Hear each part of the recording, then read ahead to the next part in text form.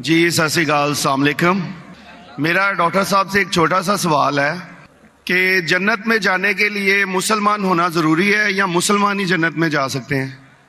بھائی صاحب کا سوال ہے کہ جنت میں جانے کے لیے مسلمان ہونا ضروری ہے؟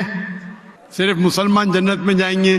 صرف اپنے آپ کو مسلمان بولنا جنت میں جانے کے لیے کافی نہیں ہے۔ جس طریقے سے میں نے میرے تقریر میں کہا جنت میں جانے کے لیے 4 چیز کی ضرورت ہے۔ سورہ العصر سورہ نمبر 103 آیت نمبر 1 2 3 اللہ تعالیٰ فرماتے والعصر ان الانسان لفی خسر۔ اللہ تعالیٰ وقت کی قسم کھاتے اور کہتے ہیں کہ انسان خسارے میں ہے۔ صرف وہ لوگ بچ جائیں گے جو لوگ کے پاس یہ 4 چیزیں۔ نمبر 1 ایمان۔ تو صرف مسلمان بولنا ضروری نہیں ہے اور مسلمان بولنا کافی نہیں ہے۔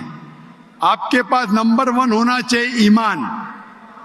اگر آپ کے پاس ایمان ہے کہ اللہ ایک ہے اور اللہ کے آخری نبی محمد صلی اللہ علیہ وسلم ہیں اور باقی چیز پہ ایمان ہے، یہ ایک پوائنٹ پورا ہوتا ہے۔ نمبر 2 اچھے اعمال، عمل صالحات۔ نمبر 3 وتواصوا بالحق، لوگوں کو حق کی طرف بلانا۔ اور نمبر 4 وتواصوا بالصبر، لوگوں کو صبر کی طرف بلانا۔ تو اس آیت سے ہمیں پتہ لگتا ہے کہ جو آدمی، جو انسان اللہ کے علاوہ دوسرے اور کی عبادت کرتا ہے وہ غلط ہے، وہ جنت میں کبھی بھی نہیں جائیں گے۔ اور یہ سارے کتابوں میں لکھا ہے، ساری مذہبی کتابوں میں، چاہے بائبل ہو، اولڈ ٹیسٹمنٹ ہو، نیو ٹیسٹمنٹ ہو، دھما پڑھ ہو، بدھسٹ کی کتاب ہو، وید ہو، سارے میں لکھے ہے۔ اگر آپ پڑھیں گے گرو گرنتھ صاحب آپ پڑھیں گے، اس کے اندر سب سے پہلا والیوم، سب سے پہلا جلد، سب سے پہلا چیپٹر، سب سے پہلا ورس کو کہتے ہیں جاپو جی، اسے کہتے ہیں جاپو جی۔ اس میں لکھا ہے کہ خدا ایک ہے، نہ اس خدا کی شروعات ہے نہ انت ہے۔ وہ خالق ہے، وہ مالک ہے اور اس کے جیسا کوئی ہی نہیں ہے۔ اگر آپ دیکھیں گے یہ ملتا جلتا ہے سورہ اخلاص کے ساتھ۔ آپ اگر سکھ کی کتاب پڑھیں گے اس میں لکھا ہے 2 قسم، اومکارا، ایک اومکارا،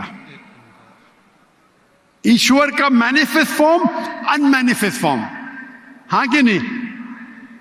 ہاں کہ نہیں؟ تو اگر آپ پڑھیں گے اور دیکھیں گے کہ خدا کے کئی نام ہیں، کہا جاتا ہے ستہ نامہ، ہولی نیم، پروردگار۔ جی پروردگار بھی ایک نام ہے آپ کی کتاب میں، ہاں کہ نہیں؟ پروردگار، جی ستہ نامہ، خالق، ملتا جلتا ہے، واہے گرو۔ لیکن اگر آپ عمل کریں گے، اگر آپ شرک نہیں کریں گے، اللہ کے علاوہ کسی اور کی عبادت نہیں کریں گے، اگر آپ کے کتاب میں اکثر یہ بات ہوتا ہے کہ جو اپنی مذہبی کتاب میں لکھا ہے اکثر لوگ اس پہ عمل نہیں کرتے، اور یہ بات مسلمانوں میں بھی ہے۔ مسلمانوں کی کتاب میں لکھا ہے شرک مت کرو، پھر بھی ہم دیکھیں گے کچھ مسلمان شرک کرتے۔ تو اگر قرآن میں لکھا ہے شرک مت کرو اور آپ شرک کریں گے اور کہیں گے میں مسلمان ہوں تو جنت میں نہیں جائیں گے۔ آپ سمجھ رہے بھائی صاحب؟